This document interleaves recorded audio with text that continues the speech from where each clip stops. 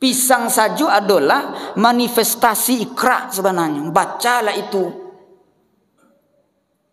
Iya kan?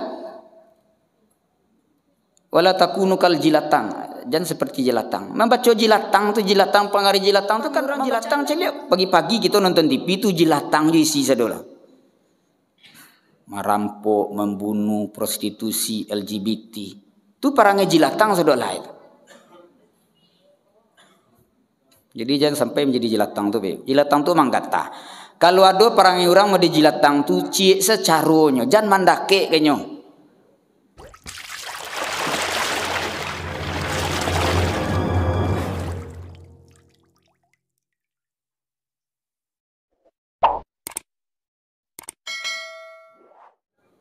Assalamualaikum warahmatullahi wabarakatuh.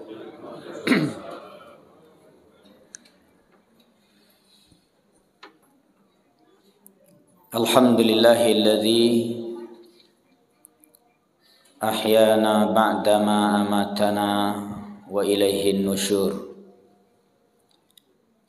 Ashhadu an la ilaha illallah wa ashhadu anna Muhammadar Rasulullah. La nabiyya ba'da amma ba'd. Faqala Allah Ta'ala fil Qur'anil Karim. A'udzu billahi minasy syaithanir rajim. Bismillahirrahmanirrahim.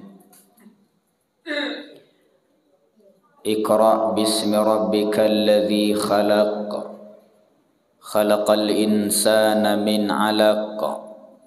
Iqra' wa rabbukal akram. Alladzi 'allama bil qalam. 'Allamal insana ma lam ya'lam. Sadaqallahul azim. Al-Quranul Karim surat Al-Alaq ayat 1 sampai 5.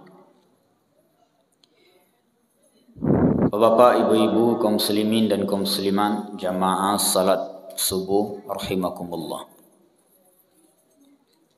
Segala puja dan puji syukur marilah kita panjatkan kehadiran Allah Subhanahu wa taala. Tuhan yang Maha Pengasih lagi Maha Penyayang. Karena sampai saat ini Allah masih memberikan kepada kita hidup dan kehidupan di dunia ini.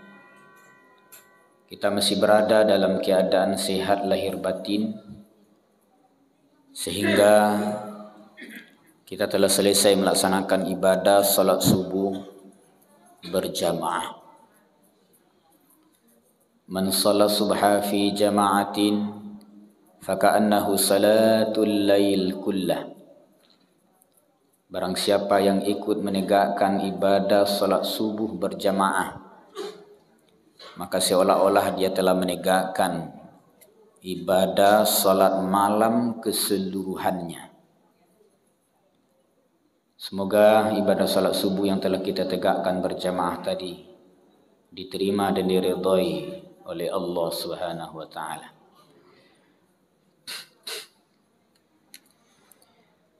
Salawat dan salam semoga tercurah buat Nabi junjungan, yakni Nabi besar Muhammad sallallahu alaihi wasallam. Allahumma salli wa sallim ala nabiyyina Muhammad wa ala alihi wa sahbihi ajma'in.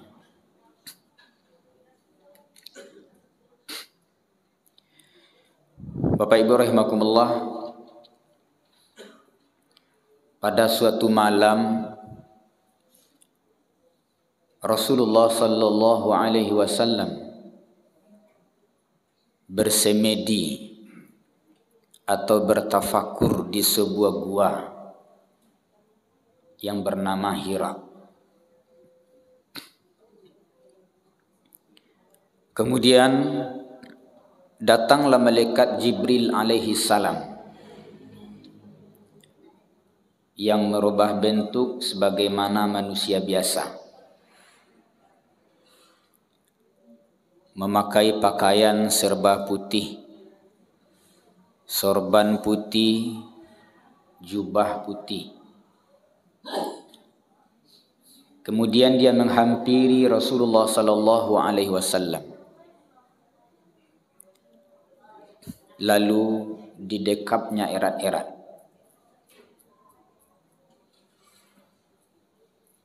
Kemudian malaikat Jibril itu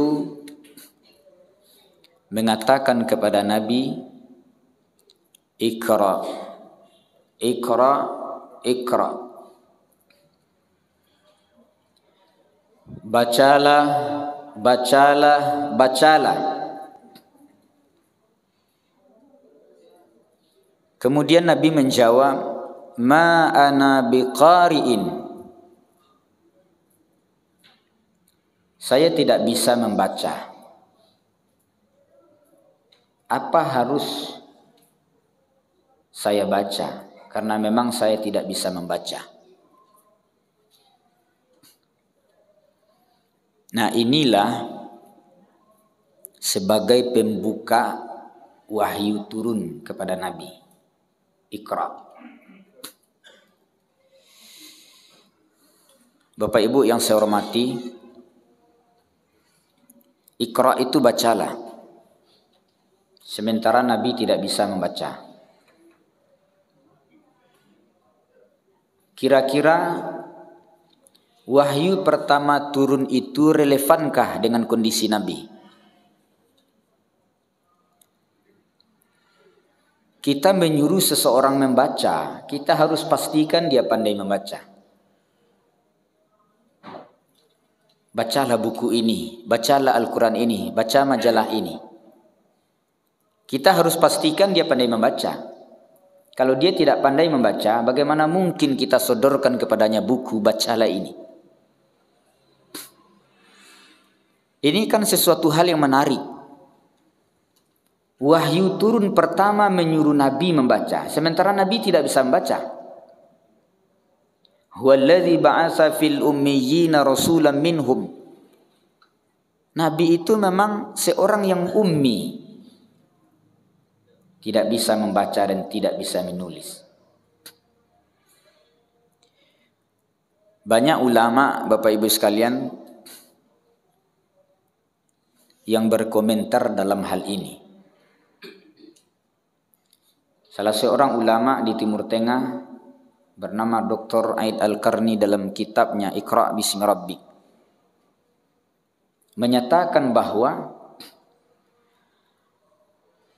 meskipun ayat yang turun kepada Rasulullah mengatakan Iqra', bacalah, dan kondisi Nabi tidak bisa membaca dan tidak bisa menulis, tetapi sesungguhnya wahyu pertama turun itu bukan menyuruh Nabi membaca teks tertulis saja,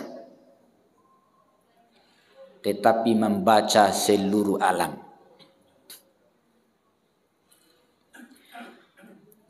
Oleh karena itu diteliti oleh para ulama, khususnya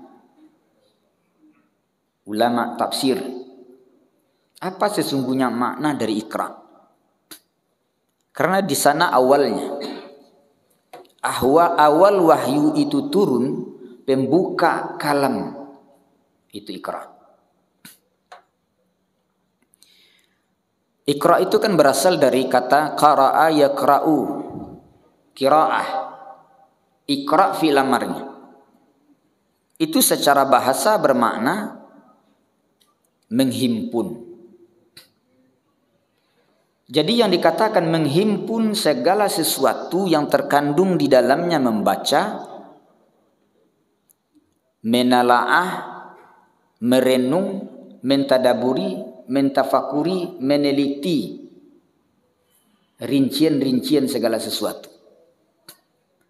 Jadi kalau Iqra' itu sudah terkandung di dalamnya, baik tertulis atau tidak, membaca atau merenung, itu sebenarnya bagian dari Iqra'. Berbeda dengan uclu. Uclu ma uhiya ilaika minal kitab, itu membaca teks tertulis. Tapi kalau Iqra', itu sebenarnya makna yang menghimpun segala yang tertulis dan terbentang. membaca dan merenung. Walaupun dia tidak mengeluarkan suara dalam membaca, tapi dia merenung, meneliti, menelaah, mentafakuri, maka sesungguhnya dia telah melakukan yang namanya Iqra. Oleh karena itu tidak salah ayat turun Iqra. Dengan kondisi Nabi ketika itu menyuruh membaca alam semesta. Bapak Ibu kalau duduk di sebuah sudut masjid, kemudian melihat seekor semut yang berjalan, kemudian memperhatikan seekor semut ini, bagaimana dia bisa hidup, sebesar apa jantungnya, bagaimana jantungnya memompah darah kepada seluruh tubuhnya, padahal dia sekecil itu. Itu sesungguhnya kita telah melakukan yang namanya Iqra. Nah, menariknya Bapak Ibu sekalian, menurut para ulama, wahyu pertama ini turun tidak memiliki objek yang dibaca. Kalimat yang sempurna dalam bahasa Arab itu terdiri dari fi'il, fa'il, maf'ul bih atau subjek, predikat, objek.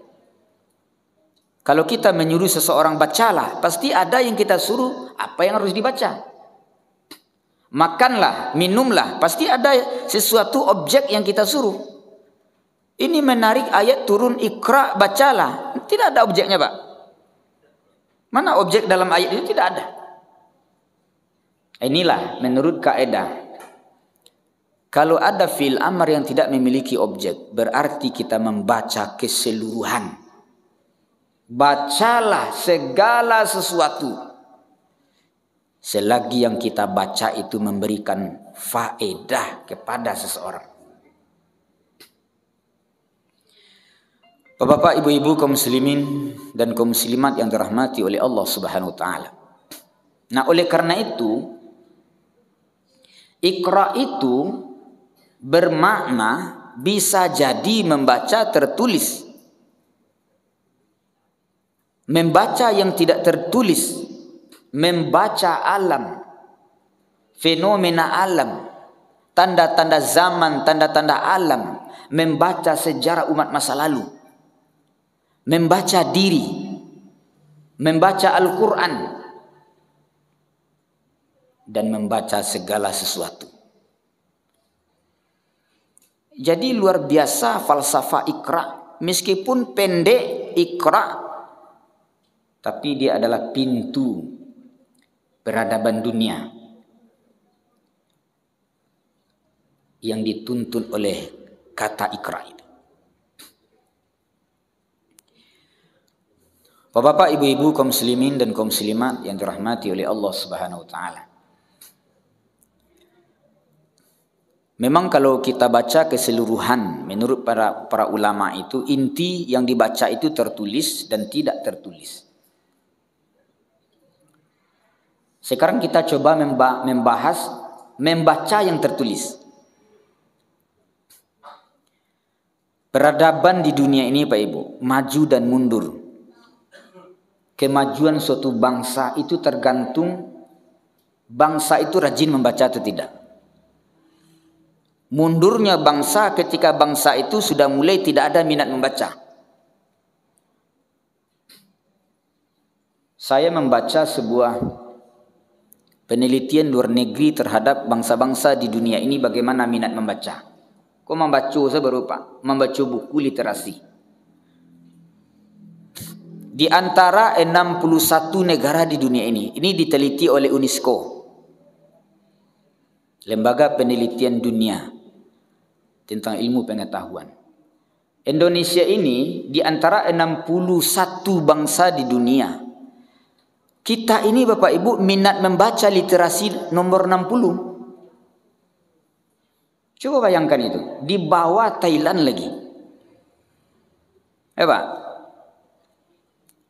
61 negara di dunia ini diteliti, awak nomor 60. Kira-kira bangsa awak kok rajin membaca atau pemalih membaca itu? Hah?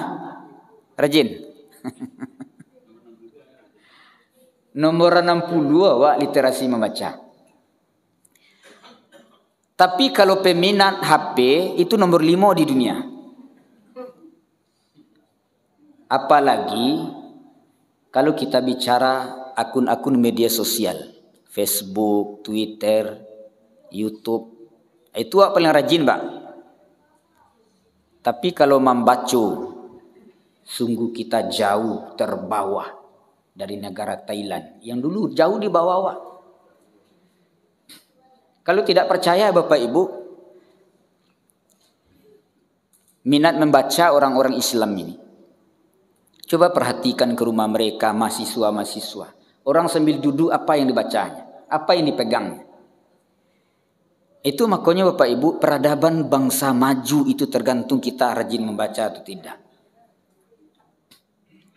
Sebab seseorang itu semakin banyak membaca, semakin banyak pengetahuannya. Maka buku disebut jendela dunia. Termasuk minat-minat mahasiswa gini Pak Ibu. Sungguh luar biasa mundurnya minat literasi membaca. Saya salah seorang dosen lah mengajar di perguruan tinggi. Ketika belum ada komputer dulu, membuat makalah itu kan dengan mesin tik manual. Nama lakui-lakui itu Pak. Itu bagaimana kita bisa mengcopy paste itu? Nggak bisa. Era-era 1999 lah atau terus ke bawah. Itu masih mesin tik manual. Tapi kalau 2000-an 19 sekian kan, 2000-an ke bawah itu sudah mulai kita mempergunakan komputer mahasiswa. Sehingga mahasiswa kok dek Malaysia Pak mencari referensi makalah itu mengkopi makalah sebelumnya. Makalah-makalah seniornya yang patang tuh, itu nyambiaknya belia, nyetukan namanya situ. Nyetukan namanya, kemudian judulnya sama. Kebetulan saya pernah mengajar mata kuliah Ulumul Quran dulu. Dalam mukaddimah itu, pendahuluan, itu kan ada kata penghormatan kepada dosen. Nan awak majam mata kuliah tu, tapi dosen yang nyubit dosen sebelumnya. Because siapa dosen kau coba? Ini menunjukkan mahasiswa tu hanya sekadar hobi mengcopy paste. Ya Pak, menjiplak namanya itu. Jadi kejahatan intelektual itu menjiplak. Itu kejahatan intelektual. Nah oleh karena itu Bapak Ibu yang saya hormati, membaca adalah gerbang pintu peradaban dunia. Kalau kita berkunjung ke rumah orang-orang intelektual, orang-orang pintar, profesor, itu buku banyak di rumahnya Pak.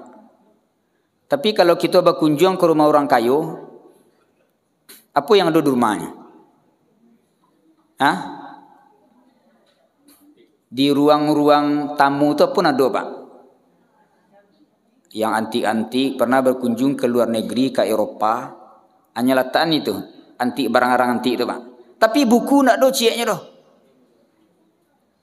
Tapi kalau kita berkunjung ke rumah profesor, guru besar, itu syarat buku di rumahnya. Saya dulu pernah kuliah waktu S1 dengan almarhum Profesor Nasrun Harun, guru besar hukum Islam dulu, UIN Imam Bonjol. Itu dia sendiri mengatakan kepada kami waktu kuliah dulu, memiliki buku lebih kurang 1 ton di rumahnya. Baru ulamanya Pak. Iko awak membaca buku 2, 3, sampai 5. Atau berfatwa agak 10 kali sehari. Asalah ulama-ulama di nyosadonya. Ndak ada nama betul. Ya kan? Jadi membaca itu harus kita fokuskan untuk zaman segini. Memasyarakatkan kembali literasi membaca. Di musaji-musaji kok sebenarnya Bapak Ibu, buat pustaka supaya mendidik umat ini berilmu. Iko kadang-kadang di pustaka Quran-Quran cabi anak do. Beberapa musaji kita cari Quran ko na cabi letak situ Pak. Jadi minat jamaah ko ke musaji bukan hanya pergi salat, menimba ilmu. Saya punya teman Bapak Ibu, salah seorang dosen. Dia pernah ke luar negeri, dosen perbandingan agama. Pergi ke luar negeri, ke barat Eropa. Itu luar biasa mengagumkan. Sebab membandingkan antara sebuah negara dengan negara lain, kemajuan, kemunduran, itu juga bagian dari membaca. Luar biasa gereja-gereja itu Pak. Pustakanya sama jo pustaka perguruan tinggi.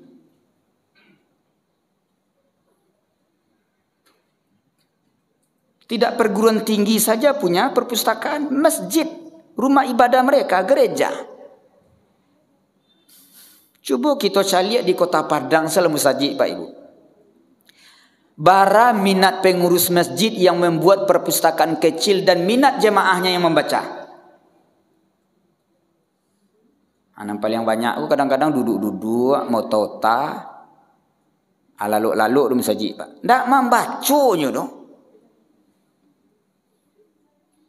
Atau mako barat tu kini peradabannya maju.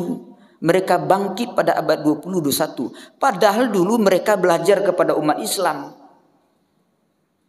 Islam ini Bapak Ibu pernah menggenggam dunia berabad-abad. Indonesia menggenggam dunia dulu. Tunduk dunia kepada Islam berabad-abad itu. Tapi ketika runtuhnya kota Baghdad diserang oleh bangsa Tartar, ketika itulah Islam runtuh, tidak pernah bangkit sampai kini. Kecek Buyamka. Khalifah Bani Abbasiyah itu kan runtuhnya ketika diserang oleh tentara Tartar. Ambruk lah. Sehingga ketika itu selama 40 hari terjadi pembantaian di kota Baghdad. Di Spanyol, Andalusia namanya dulu. Itu berapa lama Islam berkuasa di Spanyol? Andalusia. 7,5 abad. 750 tahun Islam berkuasa di Spanyol, Andalusia. Kini azan saya nak terangas dulu. Ini juga bagian dari membaca sejarah. Kini yang memegang dunia aku tampu kekuasaan perekonomian teknologi bukan umat Islam. Siapa Bapak Ibu? Bangsa Yahudi, Nasrani. Yahudi itu kan saketek di dunia tu, tapi cadik-cadik tu. Ya Bani Israel azkuru ni'mati allati an'amtu alaikum wa anni faddaltukum 'alal alamin. Kini apa produk Yahudi Pak Ibu? Masalah teknologi yang tidak kita pakai. Bapak Ibu kalau mengetik itu mempergunakan Office, Word atau tidak? Excel. Itu punya Yahudi. Bapak Ibu punya HP, punya WA. WA itu siapa membiaknya itu? Yahudi. Facebook keturunan Yahudi. Awak banci-banci sih kayak Yahudi kan, kalau banci kayak Yahudi buang Facebook tuh, buang WA. Acampang komputer tuh. Kita tunduk kepada mereka karena mereka maju, kita mundur. Mengapa? Mereka rajin baca.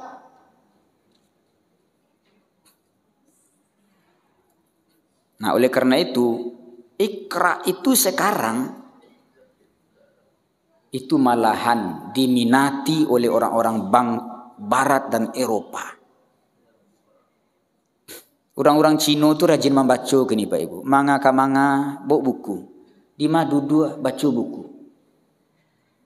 Mahasiswa itu bergelut dengan perpustakaan. Duduk di situnya, hanyut dengan buku-buku, tenggelam dengan buku-buku. Kini awak tenggelamnya ndak itu je bukan, tenggelam tariti Arya. Lima duduk sekadang kau apa? Apa yang peciknya tu? Ndak buku dah. Suruh membaca dua baris baca dulu ala kuoknya tu. Tapi kalau gi magian kenyo tu. Sampai 3 hari nak mandi.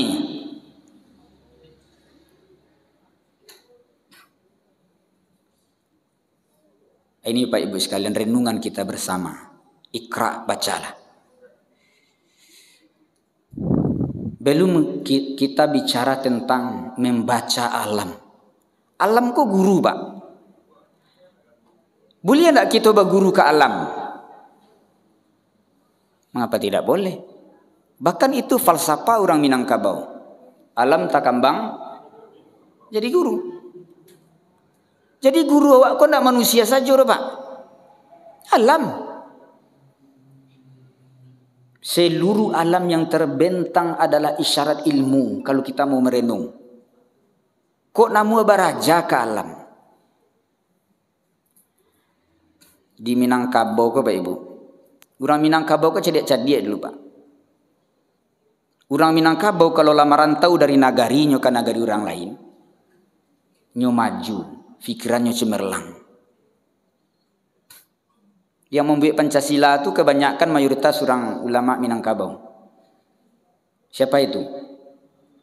Bung Hatta, Mr. Muhammad Yamin, Agus Salim. Siapa tu orang? Ndak orang Minang tu. Cuba cari orang tu menguasai 13 bahasa, 15 bahasa. Bagaimana mungkin kalau dia tidak membaca, rajin membaca? Bung Hatta itu hobi membaca, Pak. Dia pernah mengatakan, saya rela dipenjara asalkan ada buku. Begitu, Pak. Saya rela, tidak masalah dipenjara. Tapi jangan pisahkan saya dari buku. Jadinya hidup dan senang dengan buku itu. Bahkan di Malaysia itu Pak Ibu ada negeri 9. Kerajaan-kerajaan Malaysia itu berasal dari Minangkabau. Bacalah sejarah buku Buya Hamka, Islam dan Adat Minangkabau. Ketika kerajaan Dharmasraya, itu kan Dharmasraya itu dulu berawal dari kerajaan Sriwijaya. Ketika dia kalah oleh kerajaan lain, Singasari, kemudian dia membuat sebuah kerajaan kecil namanya Darmas. Jadi Dharmasraya itu kerajaan. Kemudian dia pergi ke hulu, membuatlah sebuah istana kecil namanya Pagaruyung. Pagaruyung itu sebenarnya kerajaan dulu, rumah kerajaan. Jadi ada pro dan kontra dulu, merantaulah sebagian orang Minangkabau ke negeri 9. Jadi negeri 9 itu adalah rantau orang Minangkabau, orang cadik-cadik di situ Pak Ibu. Baca tulisan terbaru dari Bapak Gamawan Fauzi ketika dia mengkritik Ade Armando. Bagaimana luar biasanya orang Minangkabau. Karena ilmu mereka itu alam. Dari bahasa-bahasa falsafah orang Minangkabau itu Pak Ibu, itu bahasa alam. Duduk sorang, balapang-lapang. Ya kan? Duduk sorang, bersampi-sampi. Duduk bersama, itu apa hikmahnya? Bukankah itu alam? Jadilah engkau seperti padi, semakin berisi, itu kan alam, berguru ke alam. Jadilah seperti air, jadilah seperti pisang.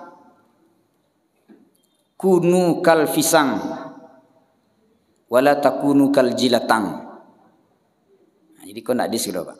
Yang kecil dis Pak. Jadilah engkau seperti pisang, jangan seperti jilatang. Pisang saja sebenarnya itu adalah manifestasi dari hadis Nabi, khairun nas man yanfa'un nas. Pisang itu mulai dari pucuk sampai ke pangkai, ke urek itu paguno sadua lain. Pucuk pisang ambil lamang. Daun pisang kalau bagi ibu daun pisang gunanya ambil lapek. Jadi orang ambil lapek juga kerate. Sampai kini orang ambil lapek tetap jadi daun pisang, Pak. Ya kan? Pucuk pisang kau ambil lamang dete itu tuh. Karena ndak durang malamang jo peralun gini loh. Batang pisang bacodang dulu dulang ke sebarang. Buah pisang bolehnya makan durang. Umbi pisang, anak pisang tuh ubek sikit pinggang dulu. Dan biasanya pisang kau kan berbuah sekali Bapak Ibu. Ketika pisang kau berbuah sekali sabalunya mati. Itu ada generasi di samping hidun. Itu hebatnya pisang, Pak. Pisang saja adalah manifestasi ikra sebenarnya. Bacalah itu. Iya kan? Wala takunu kal jilatang. Jangan seperti jilatang. Membaca jilatang tu, jilatang pengaruh jilatang tu kan membaca alam. Bapak Ibu boleh tahu di jilatang. Jilatang, Pak. Jilatang kok sejenis bio-bio. Tapi orang kalau baladang di hulu-hulu dulu itu tahu jo jilatang. Jilatang kok kalau baladang wak di rimbo sama jo bayam. Coba lawa itu. Nak menggata badan kau dari pagi sampai sore. Menjadi pertanyaan bagi kita, apa isyarat alam pada jilatang? Ada nak perangai orang di jilatang tu? Ada Pak Ibu? Asia tu. Kan tak dalam musajik kau Pak. Musajik tu ada nak musajik kurang lelok sedolah. Banyak perangai orang jilatang celik. Pagi-pagi kita nonton TV tu jilatang je isi sedolah. Merampok, membunuh, prostitusi, LGBT. Itu perangai jilatang sedolah itu. Jadi jangan sampai menjadi jilatang tu. Jilatang tu manggata. Kalau ada perangai orang mau di jilatang tu cik secaronyo, jangan mandake kenyo. Selesai itu. Tapi kalau ke jilatang tu mandake wawan cuarnya. Ini sebenarnya alam terbentang. Ya kan? Bagurulah kapaduayi. Bagurulah kayam. Bisa nak kita berguru kayam Pak Ibu? Ayam jantan bisa nak kita berguru kayam jantan? Mana jadi ayam jantan berawak? Ya jadi awak ya. Tapi ayam jantan berkukuk sebelum fajar. Ada orang bakaru sebelum fajar. Fajar ko lalu ya. Ada nak lalu gini mah. Mana jadi ayam berawak tu? Ada yang jadi kan? Tapi kalau sekironyo dulu ayam berkukuk padanya jadi ayam lemah. Induk ayam baranak 2 balik kuah. Li bertanggung jawab Pak ayam. Induk ayam tu akan beranak 2 balik kuah. Akan apa ayam? Induk ayam ko kepandaiannya kan mengaki sebab nyu kakinya kan tanah, habis ko keluar caciang. Anyu imbaw anak-anaknya makan. Mana dia apa orang kini jendu ayam? Jadi orang. Ya orang cedia taruh izin ada ndak cedia Pak. Tapi rupanya orang beranak seorang baru Pak. Apa niang nyemidun anaknya? Ayam 2 baliku anak paniang kepandaiannya mengaki sih. Iko kan sebenarnya isyarat alam. Mengapa kita tidak berguru lagi kepada alam? Ini sebenarnya ikra. Yuk baculah fenomena alam, tanda-tanda alam, tanda-tanda zaman kau bacu. Nagari awak Indonesia ku keni Pak Ibu, baculah hari demi hari bagaimana pemimpin kita. Bagaimana masyarakat bangsa ini ke depan. Itu dibaca fenomena alam, sosial. Pokoknya ada orang masuk Panjaru, ditembak, masuk Panjaru. Sebenarnya itu adalah fenomena sosial yang dibaca. Jangan sampai model tu bisa. Kalau mencilo, kena tembak, tengkak kaki, masuk Panjaru, baca. Tu maka kecil orang. Ambil contoh kanan sudah. Ambil tua, kanan manang. Itu sebenarnya membaca. Merenung juga Bapak Ibu membaca. Merenung. Merenung ya, tidak bermenung. Apa beda merenung dan bermenung? Bapak Ibu. Merenung dan bermenung apa bedanya? Ah? Kalau bermenung? Bermenung kok kosong sih. Kalau merenungi duit fikiran, merawang, berfikir, bertafakur. Bapak Ibu yang hadir kini kok bermenung atau merenung kok? Ah? Merenung. Tapi ada ya bermenung nak. Kalau manyanda kau tonggak tu takulai yang beraso tu bermenung tu. Tapi kalau hidup fikiran berpikir, itulah merenung. Merenung itulah ikra. Ketika baca amin saja sebenarnya kita disuruh mengikrakan wajah. Kita tafakuri saja wajah Bapak Ibu. Itu mengantarkan kita mengenal Allah. Man arafa nafsahu faqad arafa rabbah. Siapa yang kenal dengan dirinya, merenung dirinya, dia pasti kenal dengan Tuhannya.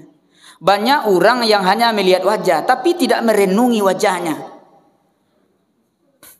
Kalau ibu-ibu sekali-sekali kau babadak, jangan terfokus kepada wajah saja babadak. Ibu-ibu kau kalau babadak di muka camin kau hampir habis setengah jam. Rahasia tu. Ya kan? Badak kau tabah-tabah lo tu. Aku kadang-kadang kau dipalicin lelong. Boleh ya. Tapi tafakuri wajah. Tubuh.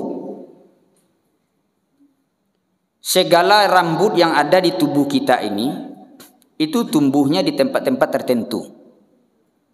Kan tak sadarlah tumbuh rambut di badan awak Bapak Ibu. Kalau monyet beru itu tumbuh seluruh bulu di badannya. Tapi awak nak di tempat tertentu. Di hati kepala, alis, bulu mata, sungui, janggui, bulu duang dan dari ke bawah. Tapi coba bayangkan di bagian tertentu panjang, di bagian tertentu enggak. Kok bisa tuh Pak Ibu? Rambut kok panjang tadi itu enggak tuh? Kalau enggak dicukur pasti panjang kan? Alis kok alis kok dicukur enggak tadi? Bulu mata? Mengapa dia bisa panjang? Tidak panjang, sementara rambut panjang. Bukan kita yang mengaturnya itu. Pasti ada kekuasaan yang maha gaib mengatur diri kita ini. Setiap manusia ini bangsa daerah itu kalau pastor tubuhnya itu ada batas tertentu diciptakan Allah. Orang Asia kok batasnya. Manusia ini tidak terus berkembang fisiknya Bapak Ibu sekalian, tidak sebagaimana berkembangnya kerambia, tapi ada batas. Kalau awak kok taruh isi berkembang tadi Pak, tidak berhenti-henti berkembang kok dah, taruh isi. Merasa lah tinggi-tinggi orang kini, lah tinggi utang kerambia ke mah. Nah, tapi coba kita tahu Pak Ibu, itulah yang kita baca isyarat alam. Bacalah 3 kali Pak. Iqra, Iqra, Iqra. Bacalah. Saya kira demikian saja kajian kita subuh hari ini. Semoga bermanfaat. Harilah siang. Wabillahi taufiq wal hidayah. Assalamualaikum warahmatullahi wabarakatuh.